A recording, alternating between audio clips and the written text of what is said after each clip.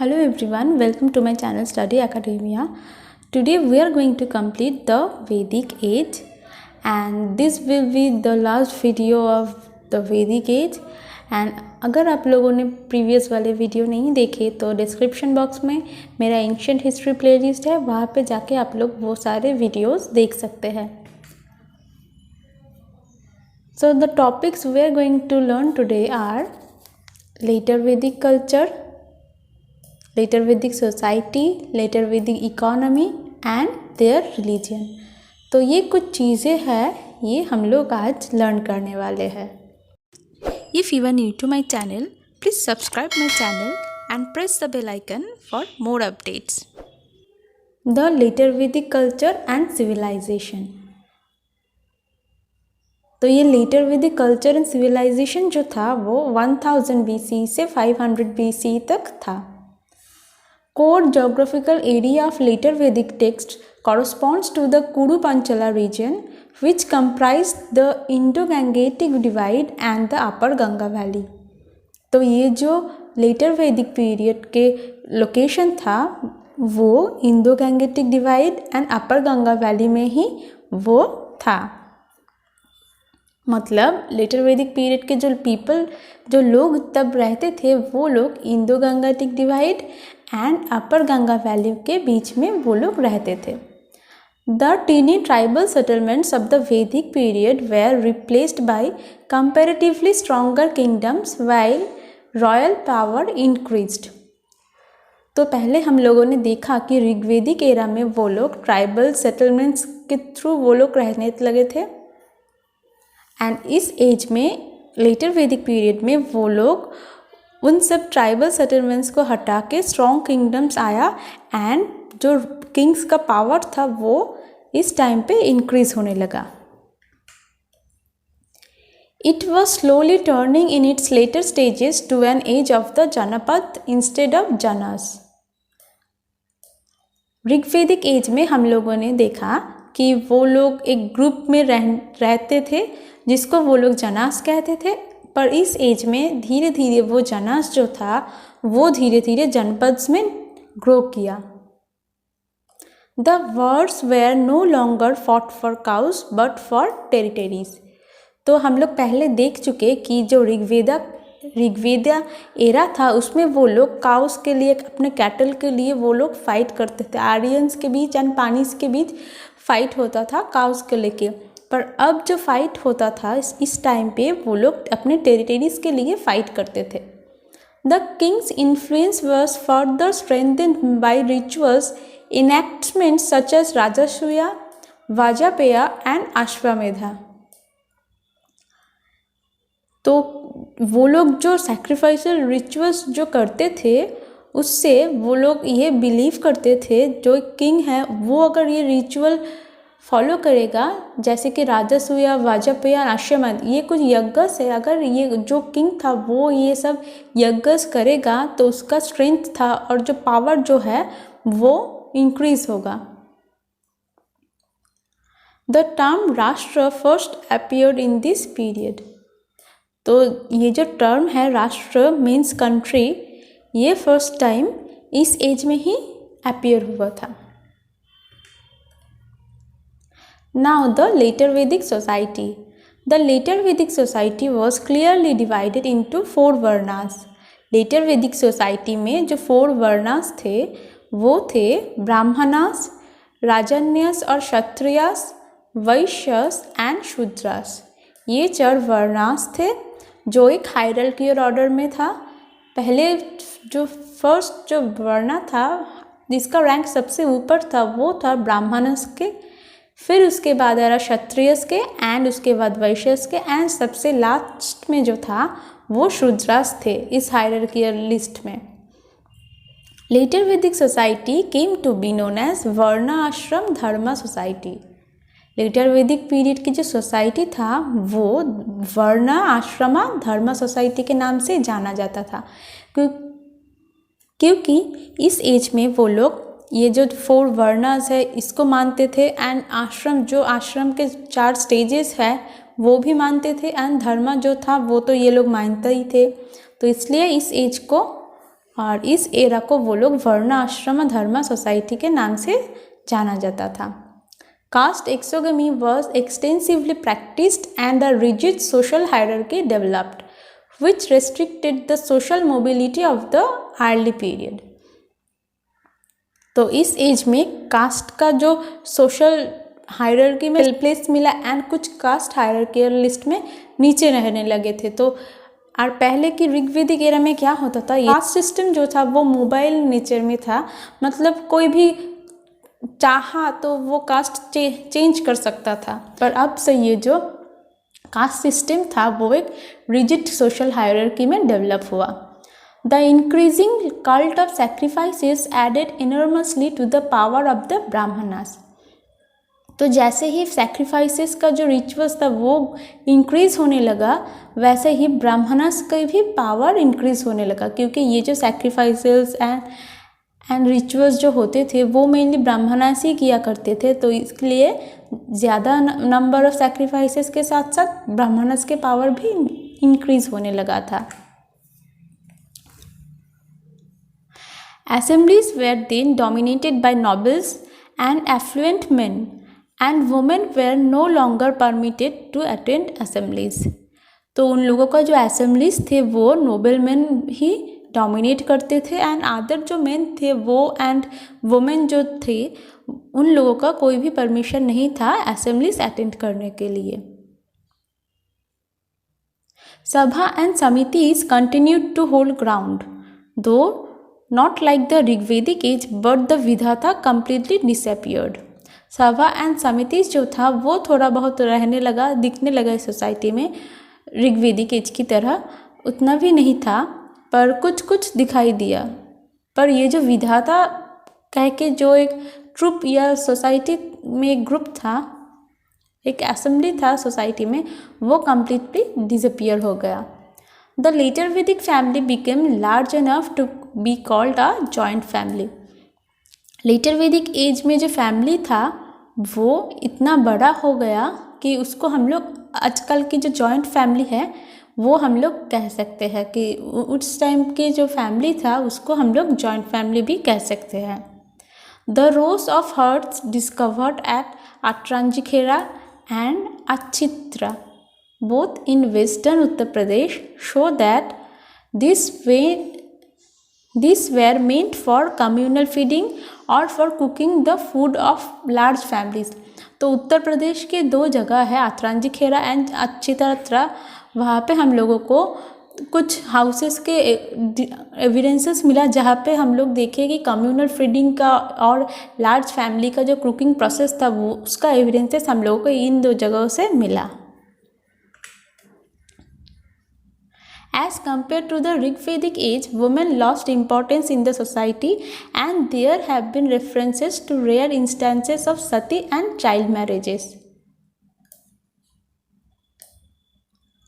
तो ऋग्वेदिक एज के कंपैरिजन में ऋग्वेदिक एज में क्या होता था, वुमेन को भी वो लोग इम्पोर्टेंस देते थे, वुमेन भी असेंबलीज में पार्ट लेते थे, पर इस एज में जाके वुमेन अपने इम्पोर्टेंस खो दिए थे। एंड जो सती प्रथा था एंड चाइल्ड मैरिजेस की जो सारे प्रथास है वो सब हम लोगों को इस एज में थोड़ा बहुत देखने को मिला। ये जो दो चीज़ें हैं ये थोड़ा थोड़ा करके दिखना शुरू हो गया था इस एज में। द इंस्टीट्यूशंस ऑफ गोत्रा appeared in the later Vedic culture. ये जो गोत्रा जो शब्द जो गोत्रा है ये लेटर वैदिक कल्चर में अपीयर हुआ था। गोत्रा means descends from a common ancestor. गोत्रा मीन्स जिन लोगों के सेम कॉमन एंसेस्टर सेम है उसको हम लोग गोत्रा कहते हैं कि सेम गोत्रा के है। Marriage between persons of the same गोत्रा वॉज फॉरबिडन। इस टाइम में सोसाइटी में सेम गोत्रा के मैरिज फॉरबिडन था।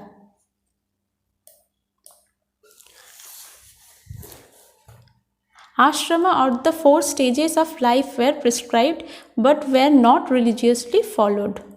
जो आश्रमा के और जो 4 स्टेजेस ऑफ लाइफ थे, ब्रह्मचर्य, गृहस्थ, वानप्रस्थान, संन्यास, वो जो 4 स्टेजेस थे वो तो प्रिस्क्राइब्ड किया हुआ था पर ये तो जो था वो रिलीजियसली फॉलो नहीं किया जाता था इस एज में।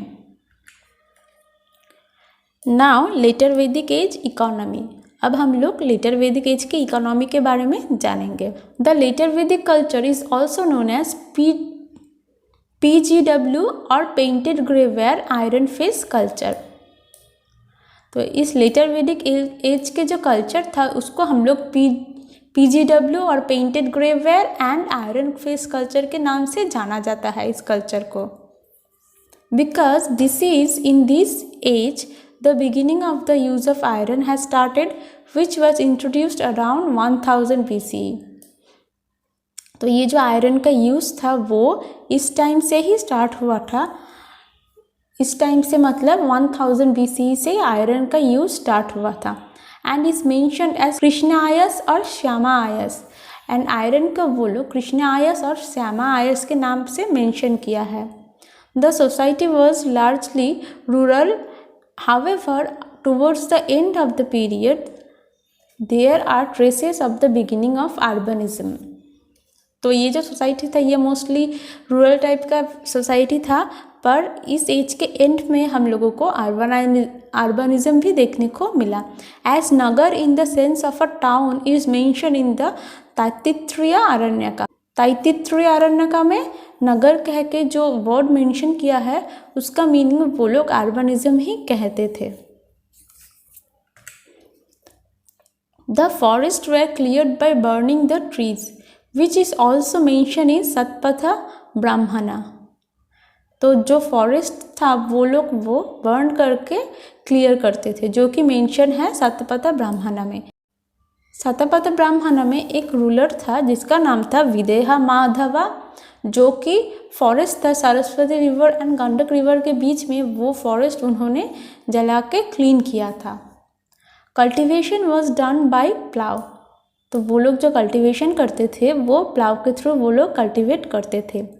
Mixed farming that is cultivation along with herding was one of the prime occupations of the later Vedic people। Mixed farming जो था वो लेटर वैदिक एज के पीपल का one of the prime occupations में से था। The land was still communally owned over which the wish. तो उन लोगों का जो लैंड था वो कम्युनली ओन्ड किया हुआ था, मतलब बहुत सारे लोग मिलके वो लोग एक लैंड को ओन करते थे। Agricultural produce began to be offered in the rituals। The items of the dana and dakshina included cooked rice। तो इस एज में ही हम लोगों को देखने को मिला कि अभी जो हम लोगों का रीति है कि हम लोग दान और दक्षिणा में हम लोग हमारे जो एग्रीकल्चरल प्रोडक्शंस है जैसे कि राइस पोटैटो ये सब देते हैं। तो ये जो स्टार्ट हुआ ये लेटर वैदिक एज में ही स्टार्ट हो गया था। वो लोग जो एग्रीकल्चरल प्रोडक्ट्स प्रोड्यूस करते थे वो लोग रिचुअल्स में ऑफर करना स्टार्ट किए थे। एंड दाना दक्षिणा में वो लोग कुक्ड राइस भी देने लगे थे। Tila from which the first widely used vegetable food oil was delivered increasingly came to be used in rituals. तो तीला से वो लोग फर्स्ट जो वेजिटेबल फूड ऑयल था वो उन्होंने यूज़ करना स्टार्ट किया तीला से निकाल के। एंड ये वेजिटेबल फूड ऑयल वो लोग रिचुअल्स के फूड बनाने के लिए और रिचुअल्स में भी वो लोग यूज़ करने लगे थे। Tin, lead, silver, iron, gold, bronze and copper were known to later Vedic people. तो लेटर वैदिक पीपल को काफ़ी सारे मेटल्स के बारे में पता चल गया था।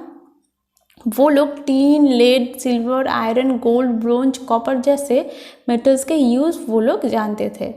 People had obtained knowledge of glass manufacturing. इस एज में एक और चीज़ देखने को मिला कि जो ग्लास मैन्युफैक्चरिंग प्रोसेस है और ग्लास की चीज़ें हैं ये वो लोग बनाना इस एज में सीख चुके थे।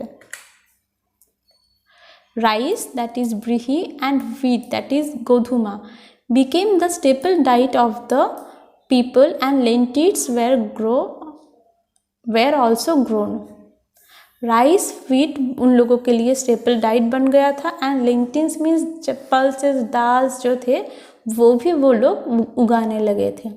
Exchange was still via barter. वो लोग एक्सचेंज इस एज में भी बार्टर के थ्रू वो लोग अपने प्रोडक्ट्स एक्सचेंज करने लगे थे, एक्सचेंज करते थे। But nishka was used as a convenient unit of value although not as a typical currency. Nishka जो था वो लोग कन्वीनियंट यूनिट के हिसाब से यूज़ करने लगे थे, पर not as a typical currency. Typical currency के हिसाब से वो लोग नहीं यूज़ करने लगे, वो लोग as a unit of value के हिसाब से निष्का जो कि मेड ऑफ गोल्ड था वो लोग यूज़ करने लगे थे। In the later Vedic age, collection of taxes and tributes was made mandatory and were done by संगृहित्री। तो लेटर वैदिक एज में वो लोग के उन लोगों के लिए पीपल के लिए टैक्सेस एंड ट्रिब्यूट्स जो थे वो मैंडेटरी किया गया था। एंड ये टैक्सेस एंड ट्रिब्यूट्स जो था वो संगृहित्री कह के जो लोग थे वो लोग टैक्सेस एंड ट्रिब्यूट्स वो लोग कलेक्ट करते थे।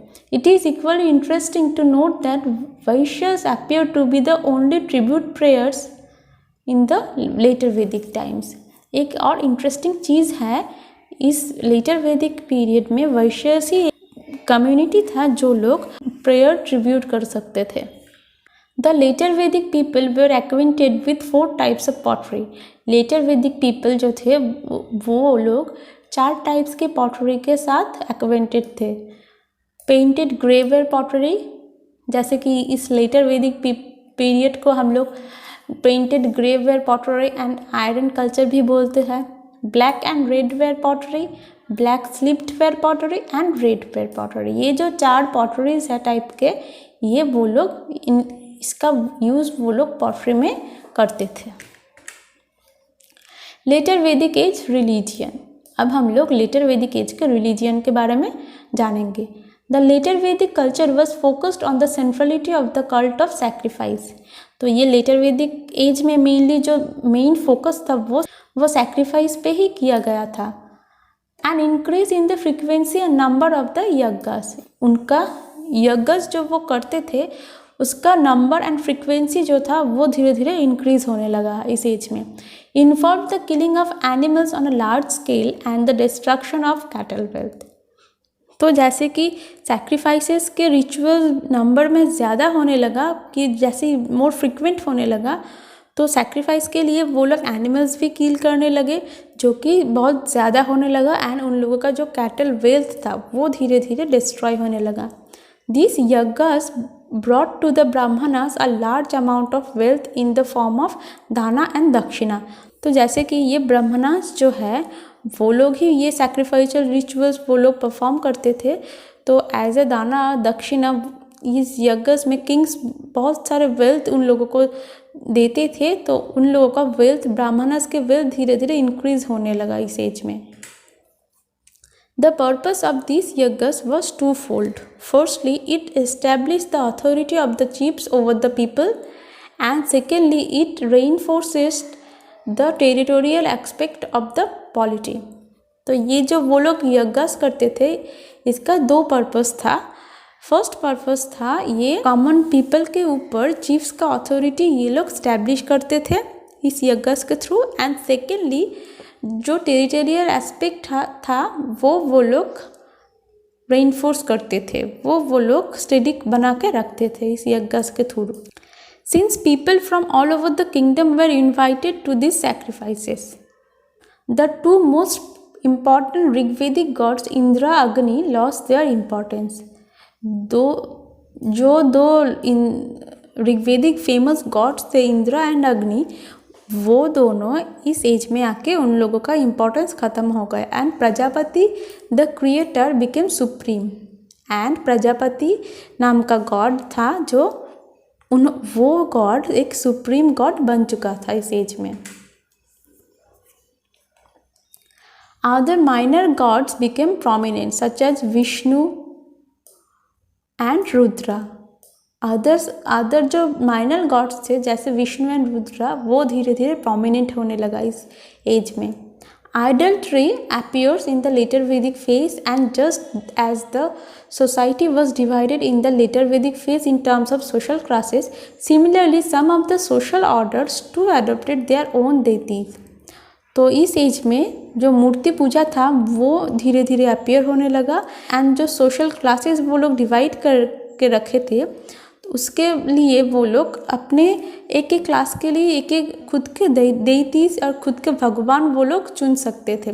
जैसे कि for example Pushan who was suppose to look after cattle Pushan कह के जो गॉड था वो कैटल के गॉड था, came to be regarded as the god of the Shudras. तो वो लोग क्लास के हिसाब से अपने भगवान को भी डिवाइड कर लिए थे इस एज में जाके। A strong reaction began to emerge against priestly domination. ये प्रीस्ट जो थे इसके अगेंस्ट वो लोग धीरे धीरे इस सोसाइटी को डोमिनेट करने लगे थे।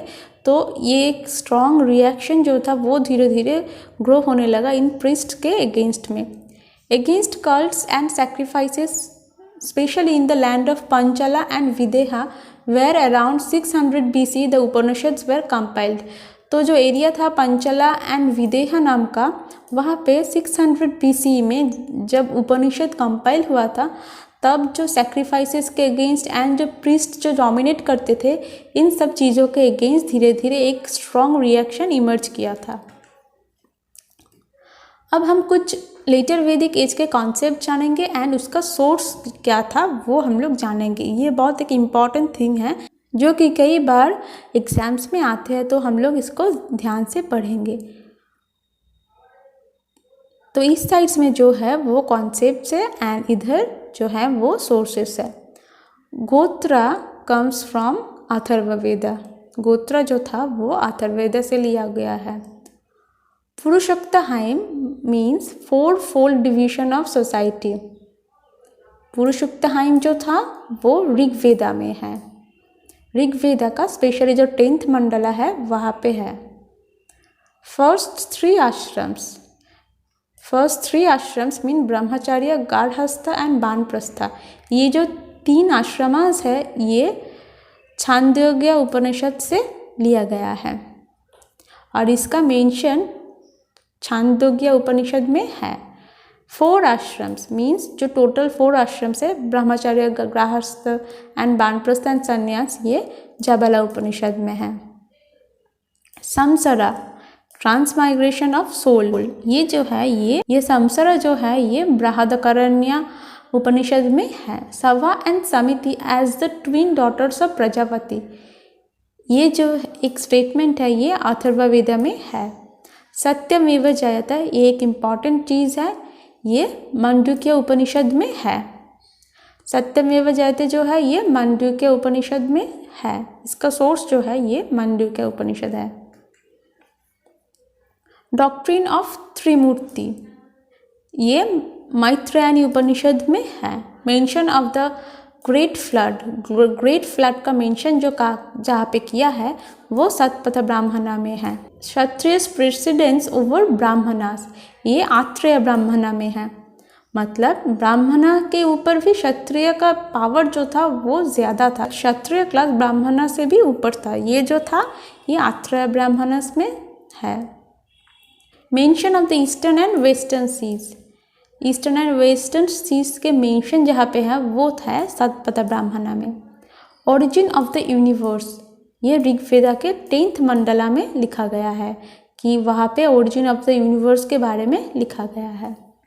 Here are some important and interesting facts. Let's learn about them.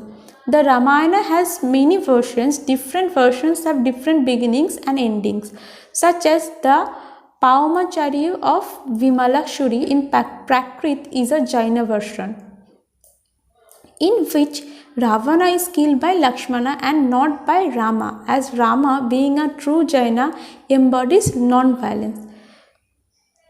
तो प्राकृत लैंग्वेज में जो जैन वर्शन है रामायण का, जिसका नाम है पावमाचार्यु, उसका उस वर्शन में लिखा गया है कि रावणा जो है उसको लक्ष्मणा ने वध किया, क्योंकि राम जो थे वो नॉन जैन थे एंड वो नॉन वायलेंस के फॉर्म में थे, वो वायलेंस नहीं करना चाहते थे, इसलिए रावण को जो किल किया वो लक्ष्मणा ने उनको वध किया था।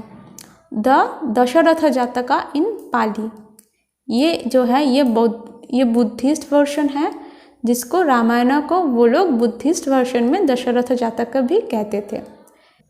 तमिल में रामायण को ट्रांसलेट किया काम्बन ने एंड उसका रामायण का नाम है तमिल में इरामावतारम।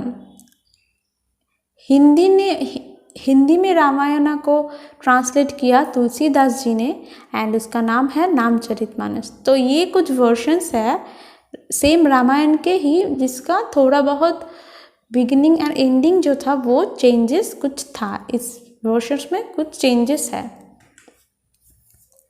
There are primary 4 families of languages spoken in India.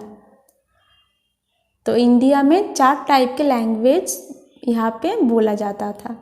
First जो टाइप है वो है इंडो यूरोपियन। तो Indo European spoken by around 75%। India के जो 75% पीपल है वो इंडो यूरोपियन लैंग्वेज बोलते हैं। इंडो यूरोपियन लैंग्वेज में क्या क्या है? हिंदी, बंगाली, मराठी, उर्दू, गुजराती, उड़िया, पंजाबी, आसामी, सिंधी, नेपाली एंड कश्मीरी। ये जो लैंग्वेजेस है ये इंडो यूरोपियन लैंग्वेज में पड़ता है।